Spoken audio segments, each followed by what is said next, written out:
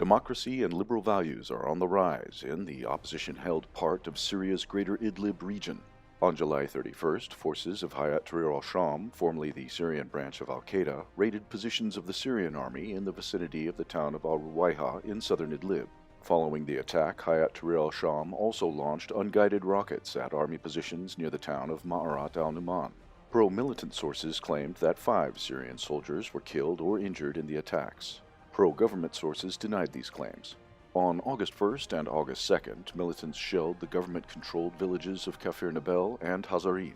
The army responded to these actions on August 2nd and August 3rd by targeting Hayat Tahrir al-Sham positions at Kafir Waid, al-Bara, and Wadi al-Buta.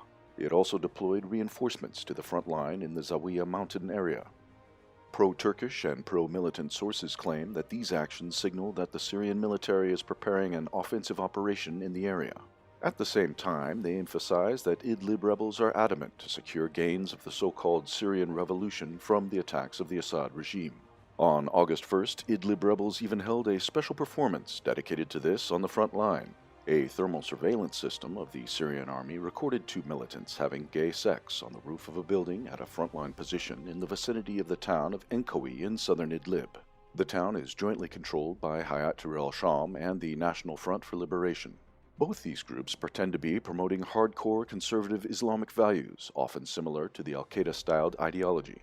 However, the practice, especially with multiple sex scandals over the recent years, demonstrates that their members and leadership have their own version of this conservative ideology. On August 1st and August 2nd, ISIS cells attacked Syrian army positions in the provinces of Homs and Deir ez-Zor. The first attack took place in the outskirts of the town of al-Sakna, while the other one erupted west of Deir ez-Zor city.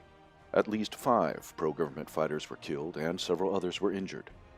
In a strange coincidence, the ISIS attacks increased just after the so-called self-administration in north and northeast Syria, an administrative body of Kurdish militias controlling the northeast, reached a deal with the U.S. oil company Delaware-based Delta Crescent Energy, LLC.